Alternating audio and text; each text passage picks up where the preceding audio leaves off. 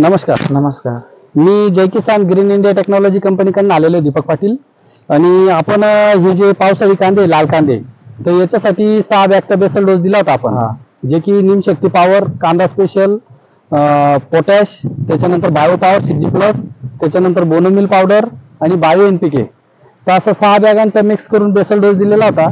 तर कांद्याला तुम्हाला काय वाटतंय की हे जे कांद्याला तुम्ही वापरलं, बरं का, सर्वात प्रथम तुमचं पूर्ण नाव सांगा. सतीश शिवाजी कोले, राहणार हडपसर, तालुका येवला, जिल्हा नाशिक.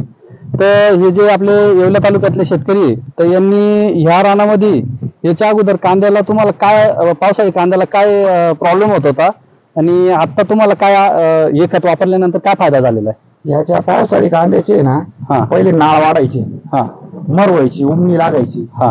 तर आता तो प्रकार राहिला नाही. बरोबर. आणि ही जी लागण 100% सक्सेस झाली.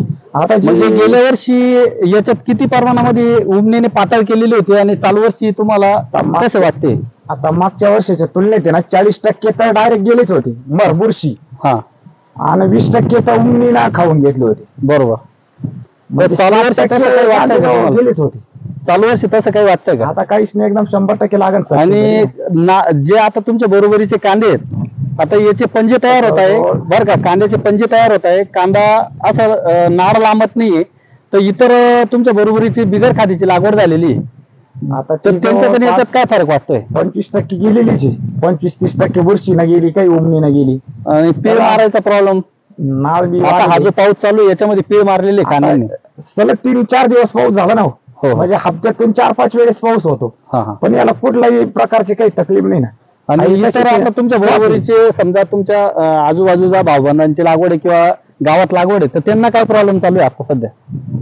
मर जास्त आहे ना. पीळ पीळ आता पाणी साचल्यामुळे पीळ जास्त जास्त. इतर शेतकरी बांधवांना काय सांगू इच्छिते की तुम्ही की या खताचा तुम्हाला रिपोर्ट वाटला? 100% रिपोर्ट आहे.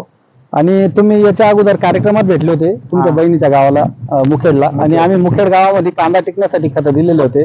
हे बोलले की आम्हाला पावसाळी कांदे, रांगडे कांदे आणि उन्हाळी कांद्यासाठी तुम्ही द्या बाबा. पाऊस वापरलेला ना आता रिझल्ट 100. हे वापरल्यानंतर त्यांना आजूबाजूच्या शेतकऱ्यांपेक्षा ते म्हणे आता पहिले 1 एकराला टाकू, 1 एकरची पहिली लागवड आहे, याला टाकल्यानंतर जर आपल्याला चांगला रिपोर्ट आला तर परत अजून 2-4 एकराला आपण बाजरीच्या रानातला घेऊ.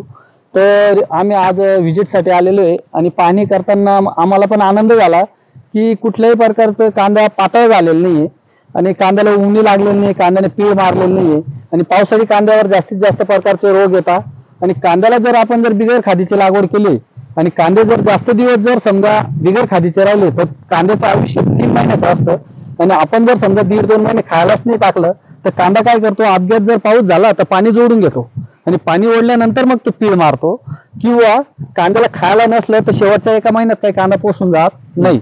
तर त्याच्यासाठी शेतकरी बांधवांनी कांदे लागवड करत असताना बायोलॉजिकल बुरशीजन्य बॅक्टेरियल खत, जे की जमिनीतील बुरशा कमी करेल, कांद्याला 1.5-2 महिन्यापर्यंत कांद्याला ते खायला भेटेल. कांद्याला त्याचे जे बुरशीजन्य कंटेन्स आहेत, मुळी वाढायचे कंटेन्स आहेत, ते अवेलेबल मिळतील. आणि एकदा शेतकरी बांधवांनी वापरून पाहावा आणि वापरल्यानंतर 100% रिपोर्ट मिळतील.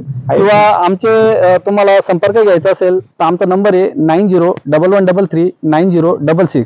तर आम्ही लाल कांदे, रांगडे कांदे, उन्हाळ कांदे, द्राक्ष बागाची छाटणी, नंतर जे खतं लागतात ते, तर आम्ही सर्व प्रकारचे बागावरचे खतं, कांद्यावरचे खतं अवेलेबल करून देतो. बेबी बॅक्टेरियल बुरशीजन्य खतं, जेणेकरून जमिनीला पण आपटेक वाढवण्यासाठी कार्य करतात, जे की खतं पडलेले असतात ते, आणि कांद्याला जे रोगप्रतिकारक शक्ती वाढवतात, बरं का. आणि आमचं जय किसान ग्रीन इंडिया टेक्नॉलॉजी कंपनीचं युट्यूब चॅनल आहे.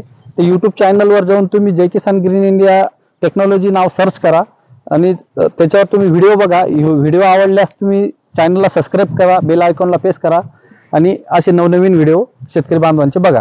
धन्यवाद शेतकरी बांधव. धन्यवाद.